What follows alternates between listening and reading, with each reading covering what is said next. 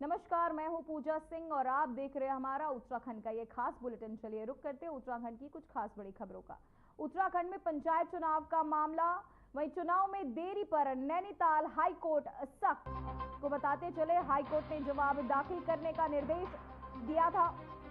High court ने सरकार को 19 मई तक का वक्त दिया। मामले पर एचसी आज करेगा सुनवाई। तो बताते चले, उत्तराखंड में पंचायत चुनाव का मामला, जहां चुनाव में देरी पर नैनीताल हाईकोर्ट अब सख्त हो चुका है। हाईकोर्ट ने जवाब दाखिल करने का निर्देश भी दिया था। आज हाईकोर्ट ने सरकार को 19 मई तक का दिया था वक्त। उत्तराखंड में पंचायत चुनाव का मामला, चुनाव में देरी पर नैनीताल हाईकोर्ट सख्त।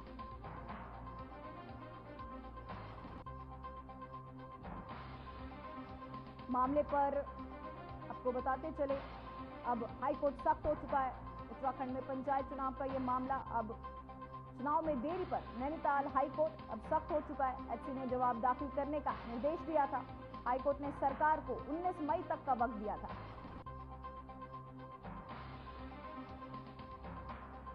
उत्तराखंड में पंचायत चुनाव का मामला, चुनाव में देरी पर नैनीताल हाईकोर्ट अब सख्त। हाईकोर्ट ने जवाब दाखिल करने का निर्देश दिया था। हाईकोर्ट ने सरकार को 19 मई तक का वक्त दिया था। मामले पर हाईकोर्ट करेगा सुनवाई। उत्तराखंड में पंचायत चुनाव का मामला, चुनाव में देरी पर नैनीताल हाईकोर्ट सख्त। हाईकोर्ट ने सरकार को 19 मई तक का दिया था वक्त। मामले पर हाईकोर्ट आज करेगा सुनवाई। उत्तराखंड में पंचायत चुनाव का ये मामला, जहां पंचायत चुनाव में देरी को लेकर अब ये हाईकोर्ट तक पहुंच चुका है मामला। हमारे साथ इसी खबर पर तमाम जानकारी के साथ संजय पुंडिर जुड़ चुके हैं। संजय, ये देरी को लेकर अब मामला हाईकोर्ट तक पहुंच चुका है, इस पर क्या कहना चाहेंगे आप? देखिए, उत्तराखंड में पंचायत चुनाव में देरी को लेकर हाईकोर्ट अब सख्त रुख अपना चुका है। पिछली सुनवाई में अदालत ने राज्य सरकार को 19 मई तक का जवाब दाखिल करने के निर्देश दिए थे और 20 मई तक का मामले में अगली सुनवाई होनी है। इसको लेकर अब अगली सुनवाई का इंतजार सभी को बेसब्री से है, क्योंकि पहले ही काफी देरी हो चुकी है। इसको लेकर कहीं ना कहीं अब हाईकोर्ट सख्त हो गया है। जी, उत्तराखंड में आपको बता दें कि पंचायत चुनाव का ये पूरा मामला तूल पकड़ रहा है। नैनीताल हाईकोर्ट अब सख्त भी हो चुकी है। इस पर देरी को लेकर और क्या कुछ खबर सामने आ रही है? देखिए, लगातार पंचायत चुनाव गांव से जुड़े हुए चुनाव होते हैं, जिसको लेकर सबको, यानी गांव की सरकार पंचायत चुनाव से ही बनती है।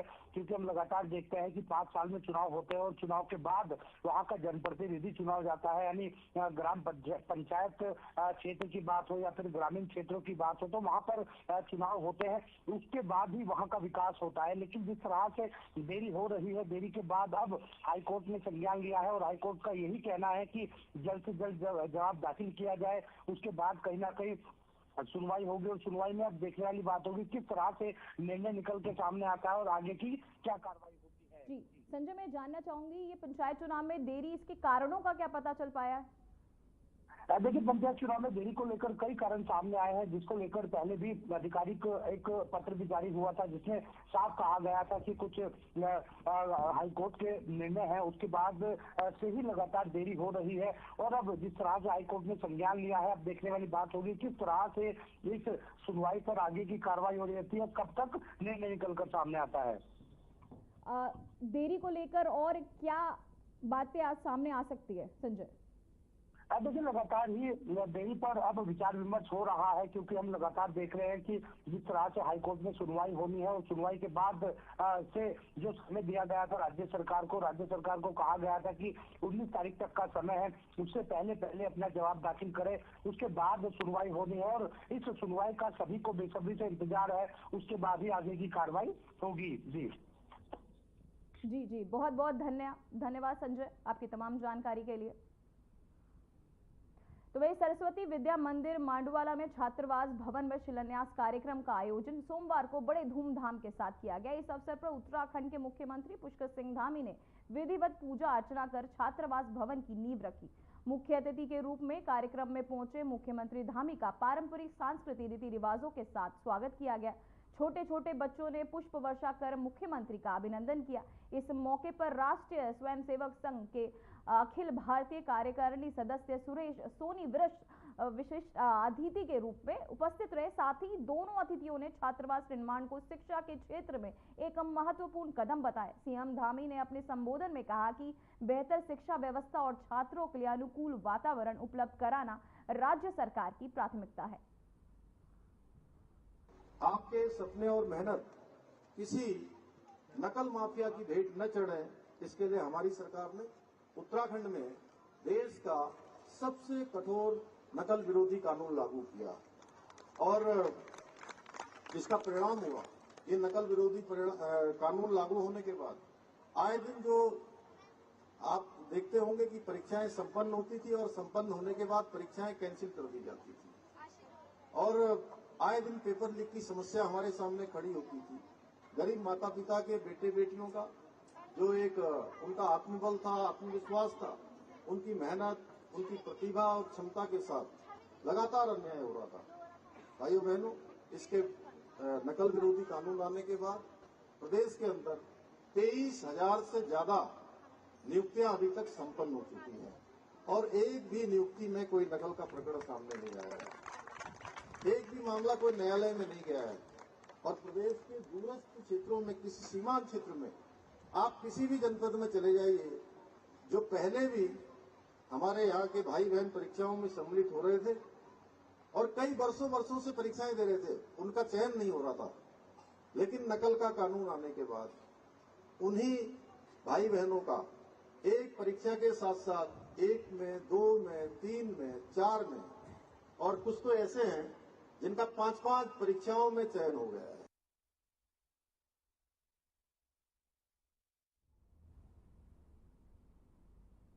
सीएम धामी ने छात्रावास की रखी नींव। आरएसएस नेता सुरेश सोनी भी समारोह में रहे मौजूद। तो वही कि टीवी स्क्रीन पर सीएम धामी भूमि पूजन करते हुए नजर। तो वही उत्तराखंड सरकार में कैबिनेट मंत्री श्री गणेश जोशी ने देहरादून में वार्ड 10 डोबावाला क्षेत्र में इंद्र विहार कालिदास रोड में नकल निर्माण कार्य का भूमि पूजन कर कार्य का शुभारंभ किया। ये निर्माण कार्य लगभग 1 करोड़ 8 लाख रुपए के लागत से किया जा रहा है। भूमि पूजन के अवसर पर मंत्री गणेश जोशी ने कहा कि इंद्र विहार और आसपास के क्षेत्र में लंबे समय से जल संकट की समस्या बनी हुई थी, जिसे दूर करने के लिए ये परियोजना शुरू की गई है। उन्होंने बताया कि इस नलकूप में के माध्यम से क्षेत्रवासियों को स्वच्छ और निर्बाध जल आपूर्ति सुनिश्चित की जाएगी। का रोल नहीं है। पानी की बहुत समस्या थी। अभी करीब 10-15 दिन पूर्व ये लोग मेरे पास आए थे और हमने तुरंत कार्रवाई करते हुए आज 1 करोड़ 88 लाख की लागत से ट्यूबवेल यहाँ पर स्वीकृत किया है और इसको बनने के बाद इस क्षेत्र की पेयजल की समस्या का समाधान होगा, क्योंकि इस सरकार में धामी जी का संकल्प है कि जिन कामों का शिलान्यास हम करेंगे उनका लोकार्पण भी हम करेंगे। इस ध्येय के साथ हम काम करते हैं और आपने देखा होगा कि जितनी भी योजनाएं हमने शुरू की थी आज उनके लोकार्पण कर रहे हैं। पहले जो है शिलान्यास हो जाते थे, पत्थर लग जाते थे, फिर दूसरी सरकार आती थी, पत्थर फट जाते थे, लेकिन आज पहली बार धामी के तत्व में लगातार विकास के काम हो रहे हैं। और जैसा कि मैंने कहा कि इसके बनने के बाद इस क्षेत्र को पानी की समस्या का समाधान। तो वहीं बाल विकास राज्य मंत्री सावित्री ठाकुर ने परिवार सहित यमुनोत्री धाम पहुंचकर पूजा अर्चना की और मां यमुना का आशीर्वाद लिया। उनके आगमन पर यमुनोत्री धाम के तीर्थ पुरोहितों ने पारंपरिक रीति रिवाजों के साथ उनका भव्य स्वागत किया। धार्मिक स्थल के महत्व और विकास को लेकर तीर्थ पुरोहितों ने सावित्री ठाकुर से यमुनोत्री धाम का केदारनाथ धाम की तर्ज पर मास्टर प्लान तैयार कर कार्यक्लब किए जाने की मांग भी की है। तो साथ ही उन्होंने कहा कि यमुनोत्री धाम भी देश के प्रमुख 4 धामों में से एक है और यहाँ बुनियादी सुविधाएं एवं अव्यवस्थापन आपको बताते चले अवस्थापना विकास की अत्यधिक आवश्यकता है। इस पर केंद्रीय राज्य मंत्री ने तीर्थ पुरोहितों की मांग को गंभीरता से लेते हुए उन्हें प्रधानमंत्री नरेंद्र मोदी से मुलाकात के लिए दिल्ली आने का न्योता दिया। साथ ही उन्होंने आश्वासन दिया कि यमुनोत्री धाम के विकास हेतु केंद्र सरकार से हर संभव प्रयास किए जाएंगे। परिवार संघ धाम पहुंची केंद्रीय मंत्री सावित्री ठाकुर ने किए यमुनोत्री दर्शन।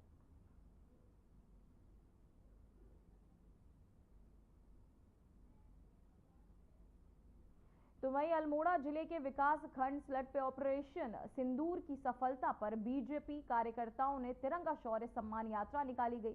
ये तिरंगा यात्रा विधायक महेश जीना और बीजेपी जिला अध्यक्ष घनश्याम भट्ट के नेतृत्व में जाली खान बाजार के से ब्लॉक मुख्यालय तक निकाली गई है। यात्रा की शुरुआत भारत माता की जय और भारतीय सेना जिंदाबाद के नारों के साथ हुई।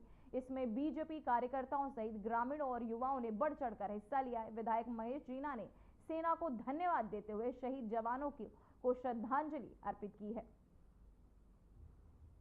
सल्ट में निकाली गई तिरंगा शौर्य यात्रा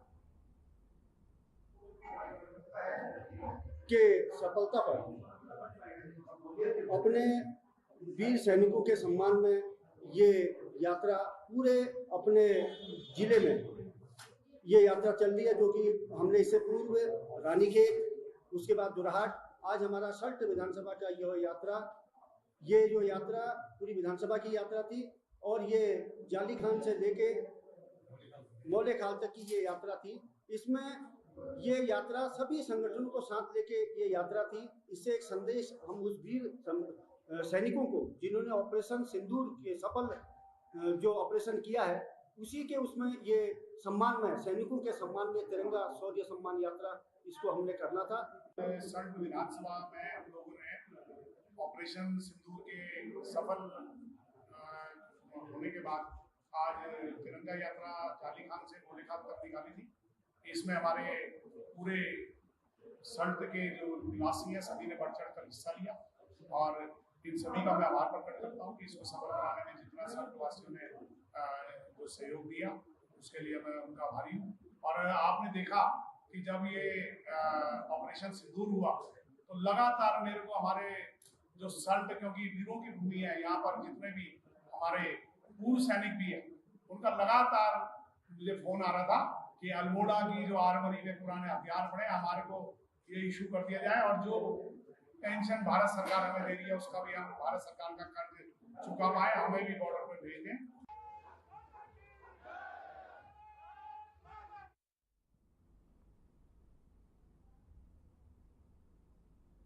तो वहीं बद्रीनाथ हाईवे पर पागल नाला के पास भूस्खलन के कारण हाईवे अवरुद्ध हो गया है, जिससे क्षेत्र में आवागमन प्रभावित हुआ है।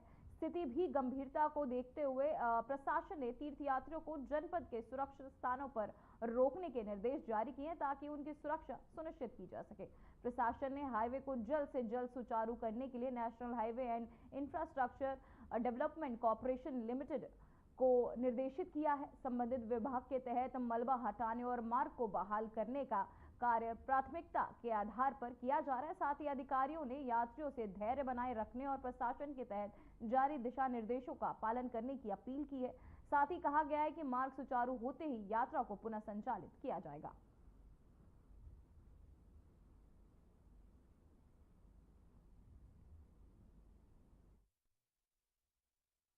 अभी शाम को जनपद में काफ़ी भारी बारिश हुई है, जिससे पागल नाला में बहुत अधिक मात्रा में मलबा आ गया है।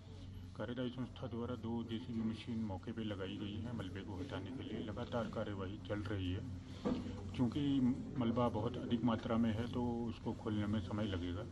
उसी के दृष्टिगत अभी अंधेरा भी हो गया है, रात का टाइम है, तो जोशीमठ और पीपलकोटी कर्णप्रयाग में हमने यात्रियों को रोकने की व्यवस्था की है ताकि यात्री सुरक्षित स्थानों पे रुक सकें। और जैसे ही ये हमारा मलबा हट जाएगा तो हम यात्रा फिर से सुचारू कर देंगे।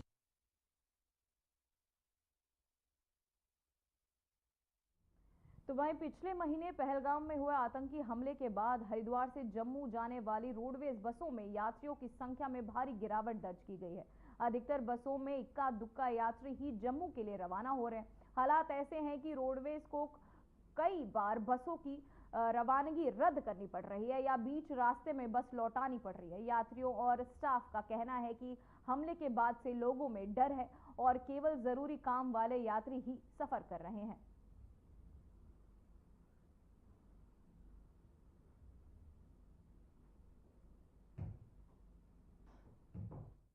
बहुत ज्यादा फर्क है। जब मैं पिछली बार गाड़ी लेके गया था तो गाड़ी मुझे लुधियाना से ही वापस लानी पड़ी थी, यात्री कम होने के कारण।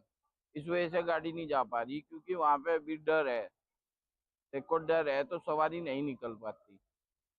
और जब सवारी निकलेंगी तो जब ही गाड़ी चलेगी। अब आज जा रही है, ऐसा हो रहा है कभी जा रही है कभी नहीं जा रही है। आज भी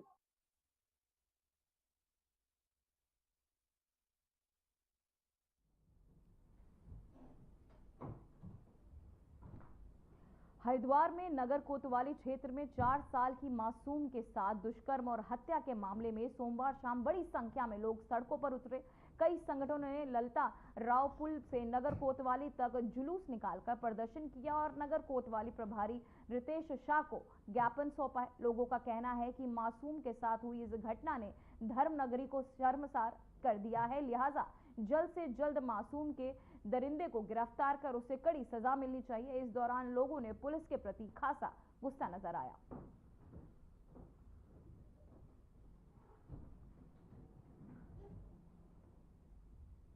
मैं कहता हूं हमें देर हुई जन आक्रोश को हरिद्वार के सड़कों पर आने में। जिस प्रकार से कुछ दिन पूर्व 4 साल के एक मासूम बेटी के साथ इस तरह से एक दुर्दांत हत्याकांड को अंजाम दिया गया और उसके बाद आज तक वो हत्यारा पुलिस की गिरफ्त से बाहर है। और मैंने इस बात पर चिंता जताई थी कि वो यदि किसी जाति धर्म या किसी बड़ी परिवार से, बड़े रसूखदार परिवार से उस बच्ची का नाता होता तो शायद अब तक सड़कों पर हजारों लाखों मोमबत्तियाँ जल गई होती। आज प्रशासन भी चौकन्ना होता, आज सरकारों पर दबाव होता, लेकिन आज सब मौन है। इसीलिए हमने हरिद्वार के लोगों से आह्वान किया कि राजनीतिक बेड़ियों को तोड़कर आप इस परिधि से बाहर आकर सड़क पर आइए, उस बेटी को न्याय दिलाने का काम कीजिए। क्योंकि यदि आज हम चुप बैठे रहे तो बार बार ऐसे कृत्य इस हरिद्वार की देवभूमि पर होंगे। हमने कहा इसके मूल में भी जानने का कारण है जिस प्रकार से सूखा नशा पैर पसार रहा है, जिस प्रकार से स्मैक के कारण यहाँ का जो युवा है उसका वो अपनी मानसिक स्थिति खो बैठा और उसी के चलते इस हत्याकांड को भी अंजाम दिया।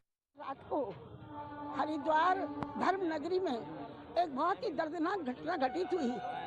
4 साल की बच्ची के साथ एक नशेड़ी ने उसके साथ उसका अपहरण किया, उसके साथ बलात्कार किया और उसकी आखिर में हत्या कर दी गई।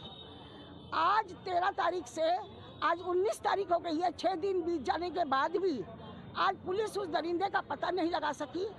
ये तो युवा साथी हमारे वरुण बालियान ने इस मामले को उठाया और उसकी संवेदनशीलता को समझा, इसलिए आज ये इतना बड़ा विशाल जुलूस प्रदर्शन जो है वो ललतारा ब्रिज से होकर थाने में आया है। पुलिस प्रशासन को जगाने के लिए, पुलिस प्रशासन की कुंभकर्णी नींद को तोड़ने के लिए।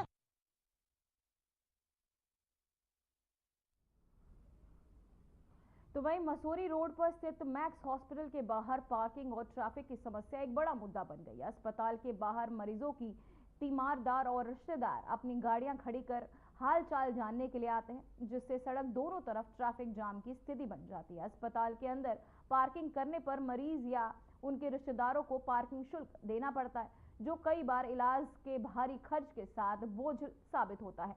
इसके बावजूद भी पार्किंग व्यवस्था में ढील न होने के कारण लोग मजबूरी में बाहर ही गाड़ियां लगाते हैं, जिससे रोड पर जाम लगना आम बात हो गई है। स्थानीय लोग और तीमारदार दोनों इस समस्या से तंग है और प्रशासन से इस ओर ध्यान देने की मांग कर रहे हैं। अस्पताल के बाहर ट्रैफिक जाम को नियंत्रित करने और पार्किंग शुल्क व्यवस्था को बेहतर बनाने की जरूरत है, ताकि मरीजों और उनके परिवार वालों को कम से कम असुविधा हो। वहीं इस पूरे मामले पर अब तक किसी भी जिम्मेदार अधिकारी या अस्पताल प्रशासन की ओर से कोई ठोस कदम उठाने की जानकारी नहीं मिली है, जिससे समस्या लगातार बढ़ती जा रही है।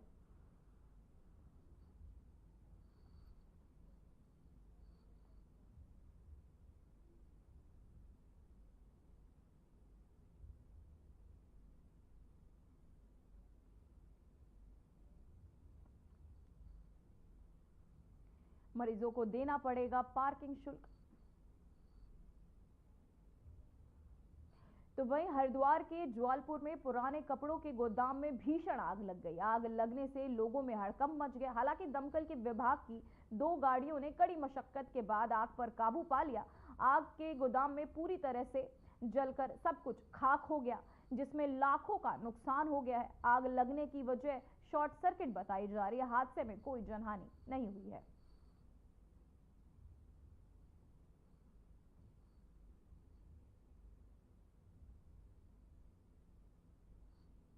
कपड़ों के गोदाम में लगी भीषण आग, दमकल विभाग ने आग पर पाया काबू। तो वहीं उत्तराखंड के टिहरी में भीषण सड़क हादसा हो गया। बता दें कि चारधाम यात्रियों से भरी बस मकान की छत पर जा गिरी। इस हादसे में मकान क्षतिग्रस्त हो गया और बस में बैठे उड़ीसा के 3 यात्री घायल हो गए। टिहरी में भीषण सड़क हादसे में उड़ीसा के 3 यात्री हुए घायल। तो वहीं उत्तराखंड की पहाड़ियों में पाया जाने वाला पारंपरिक और बहुपयोगी जंगली फल काफल इस बार पौड़ी जिले के जंगलों में भरपूर मात्रा में नजर आ रहा है। इसका मुख्य कारण है इस साल जंगलों में आगजनी की घटनाओं में कमी, जिससे काफल के पेड़ सुरक्षित रहे और फल उत्पादन अधिक हुआ।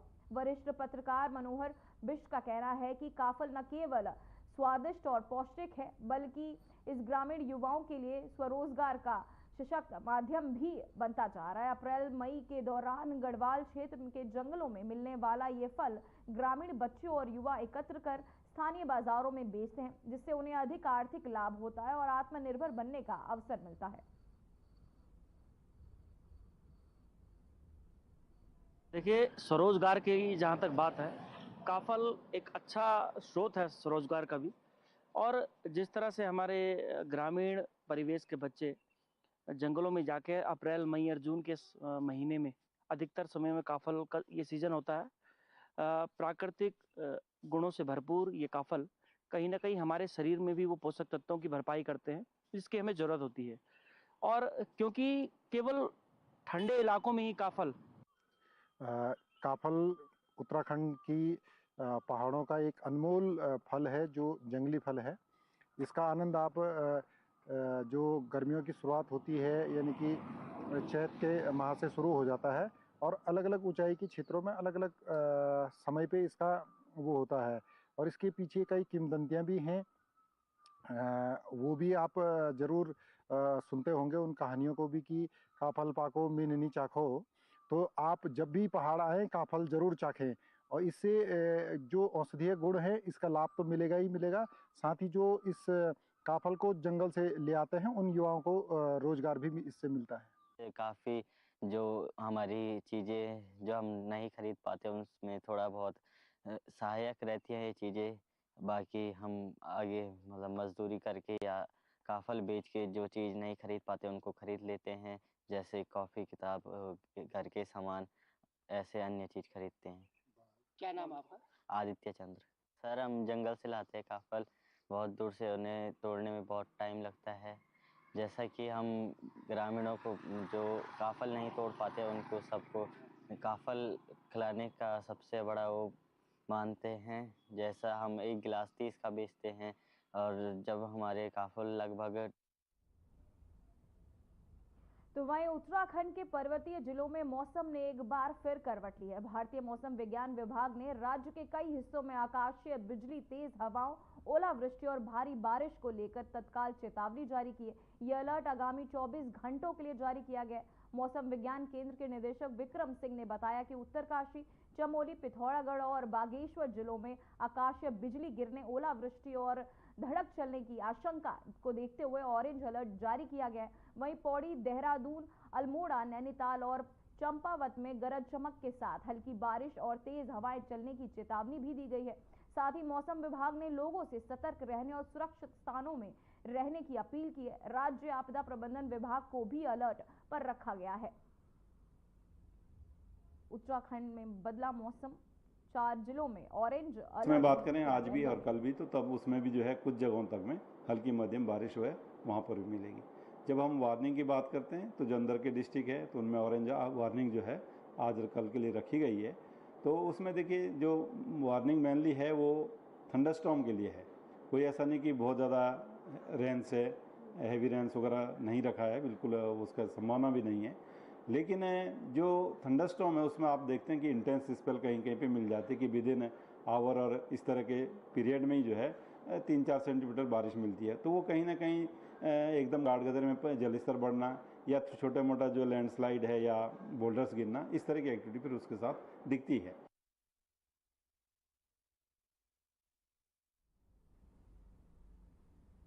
फिलहाल खबरों में बस इतना ही। मुझे दीजिए इजाजत। नमस्कार।